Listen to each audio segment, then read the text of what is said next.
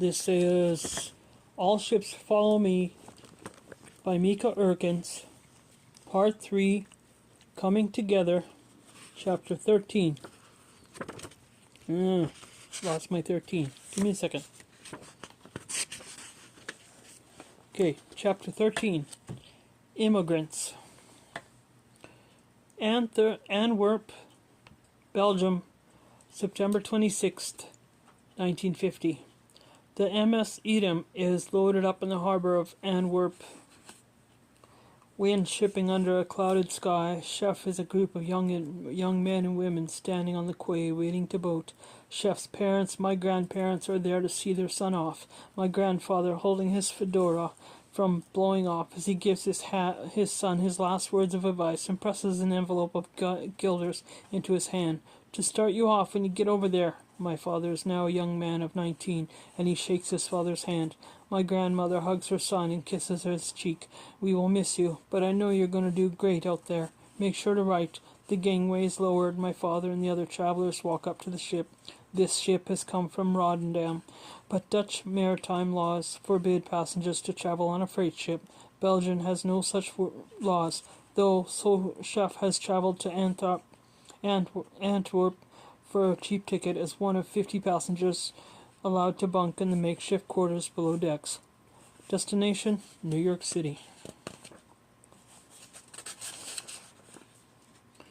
He has a giant steamer trunk filled with all his possessions, which two muscular sailors hoist onto their shoulders and carry onto the ship for him. Chef can barely contain his excitement as he thinks of the possibilities ahead in America. Throughout the trip, he gets to know his travel mates. They have impromptu dances on the deck and sing "Good Night, Irene" in the dark. Faces in the salty wind. Twice there are terrible storms and the Edam is tossed violently in the waves. Chef's father has given him a camera as a going-away gift, and he snaps photos of it all. The storm, his new friends on the deck, the girl he develops a crush on somewhere in the middle of the Atlantic. He has people take his photo too at the stern of the boat, beaming in every one. You can see it on his face. Finally his life can start. He's been accepted to UC Berkeley. His uncle Henk, in Bolivia, as the Dutch ambassador there, has connections to the university, has written a letter on his behalf. Chef wants to study aeronautics, having someone obsessed with aeroplanes, but his application to Caltech indicated a 1.5-year wait time for aeronautics majors, and U.S. Berkeley has an excellent engineering program. It also has a waiting list, but Uncle Hank advises Chef to apply to the College of Letters and Sciences and transfer into the engineering program later. After 10 days, a journey twice as long as that on the big passenger liners, a speck on the horizon becomes a massive woman rising up from the sea with a torch. New York, America. The ship sails into the harbor with dock workers yelling and anchor chains rattling, ropes thrown into callous hands that tether the Edam to shore. Chef disembarks and stands dockside waiting for his trunk. The luggage comes down a conveyor belt and the Italian men stand at the bottom, throwing the luggage onto the deck, yelling to one another with animated gestures, "Antento, Metilio, Leo, te, idiota! Ho, detto, Metillo, li, si, doro." Chef understands nothing. He watches trunks and suitcases crash to the dock, rolling onto their sides, skidding across the planks. Everything he owns for his new trunk is in his trunk, and he begins to panic. He approaches one of the Italians. "Susie? Hello? Thank you. Please, can you be more careful?" The Italians narrow their eyes at their goofy blonde cheese head with his white teeth and gullible eyes, quite literally FOB. They wave him away with irritation and throw the suitcases even harder as if to make a point. Chef looks to an immigration officer who has met the ship and stands to the side of the clipboard. The officer shrugs. "Why don't you sue them?" he says and laughs. "Why don't you sue them on the first words spoken to my father on American soil?" It is difficult to articulate Chef's level of naivety at that juncture, except to point out that 4 hours after leaving New York City in a Greyhound bus, my father approaches his bus driver and asks if they're almost in California. "Only if you consider 3 days, almost," says the driver. My father is shocked. 3 days? The bus driver nods. It's okay. You can get off at the motel stops and get back on the next bus a day later. Chef has no money for motels. He barely has enough money for food, so he buys bologna and bread at the first stop and sleeps on the seats at the back of the bus and spends the entire 3 days watching America go by his window. Illinois, Nebraska, Wyoming, Utah, Nevada, then Lake Tahoe, and down the Donner Pass into Sacramento, California's state capital. Finally, the bus pulls into Berkeley, where Chef steps out onto Telegraph Avenue with his enormous trunk, wrinkled and stinking. He drags his trunk with great effort the couple of blocks to the campus. Classes have already started. It is 3 weeks past the beginning of the fall semester. Asking directions, he finds his way to the International House. Bumping his heavy trunk up the front steps, breathing hard, he enters the lobby, now pushing the trunk in front of him across the Mexican clay tile. The woman on the reception desk looks up. "Hello, I am Chef Eerkens," he says, out of breath. "But you can call me Jeff." The woman says, "Can I help you, Jeff?" My father, in his deep Dutch accent, says, "I have been accepted to the university. I need a room." The woman asks him if he applied for student housing in the International House. "Oh, no," says my father. She asks him if he applied for student housing anywhere. No," he says, but because my father is possibly the most perseverant man alive, somehow he finds himself sleeping in a spruced-up closet at the International House that night. A few weeks later, a Chinese student drops out and returns home, and Jeff, now reinvented in America as Jeff, has a real room. He's coming to America story makes me laugh because of his naivety, but it's also inspiring. I consider my father's dogged determination, no matter what the circumstances, and see it as connected to his experience in the camps, where he had to learn to survive without any guidance, and where giving in meant potential death. All he had was himself and his perseverance. I see how this character trait carried on throughout his life. In some ways it has been a source of tension in my relationship with him, but in other ways his stubbornness and egotism has been an inspiration to me. I don't naturally have his perseverance, so I often ask my mother to put him on the phone when I'm struggling with something. It doesn't matter what the issue is or that he can't possibly know the future. I just want to hear his standard voice, standard line, the only setting he has. Everything will be okay in the end.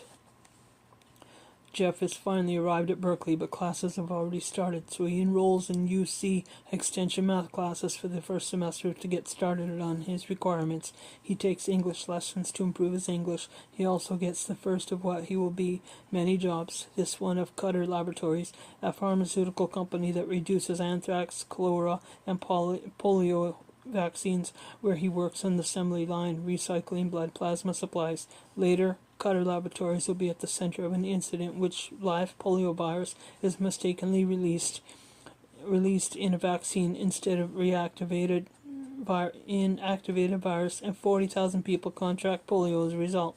But not my father. He will also go on to work in chicken farms, nursing homes, factories, as a cab driver and a truck driver, and harvesting crops. He works at a pump factory with the Jacuzzi brothers, and while eating lunch out back on the railroad tracks with them one day, he tells him his idea for a submersible pump that would give you a massage in your tub.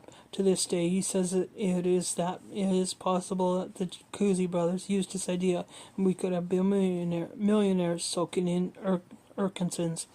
He works in the Alaskan canneries and gold mines in the summer, hitchhiking there with a tent to pay for his tuition and room and board at Berkeley on his own. In subsequent years, he buys a car and makes the journey over the Alpine Highway with friends.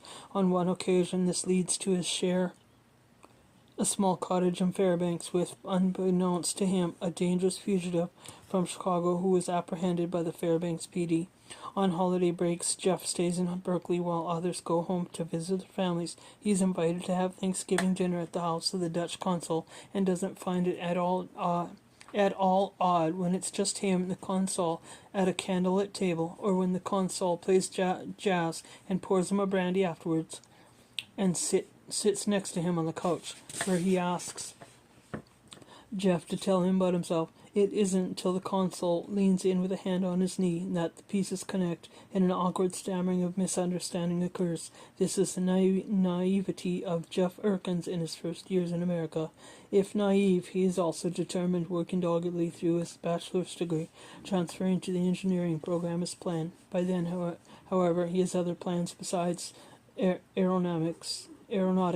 He enrolls in a master's program in chemical engineering, but while he is in that program, UC Berkeley announces a brand new PD program, nuclear engineering. Jeff is immediately intrigued. He's thought about the nuclear bombs a lot. He wants to know everything about how they work, how nuclear energy can be harnessed for other uses. The first year, foreign-born students are banned from the classified program, but the second year it is declassified. He applies and gets into Berkeley's PhD program in nuclear engineering, a member of their second graduating class.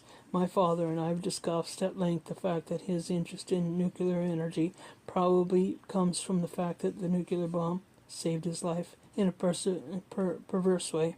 To him, it was simple intellectual curiosity. He doesn't consider the most psychologically introspective questions, but I do. I ask if he ever swelled on the bomb's horror, the fact that 120,000 or more innocent people died with 2 strikes. To learn in a university that the same power could be harnessed for energy to power cities must have been at least touched some personal psychological investment in using that technology for good. To know that he could in some way make up for the lives of people who involuntarily gave their lives for him, the thought isn't that complex. Well, we as a class discussed how important it was not ever to use the technology for that again. But as long as we had the technology, we wanted to find out how to use it to help society.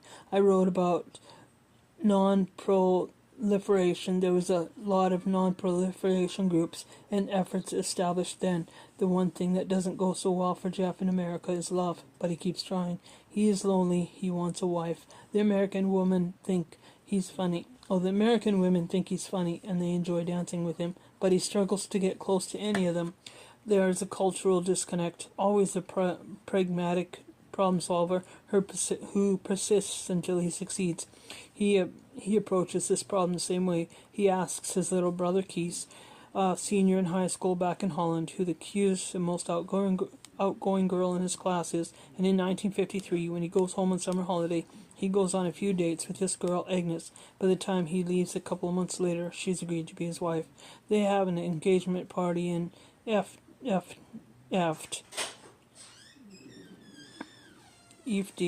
where his parents live, and they plan to marry when Jeff graduates Berkeley with his BS degree in 1954. Agnes will join him in the United States, but as the months go by and the excitement wears off, Agnes rethinks her decision. She has only just finished high school. She doesn't really want to leave her friends and family and move to America. She breaks off the engagement the following summer. He returns to Berkeley alone to start grad school, dejected.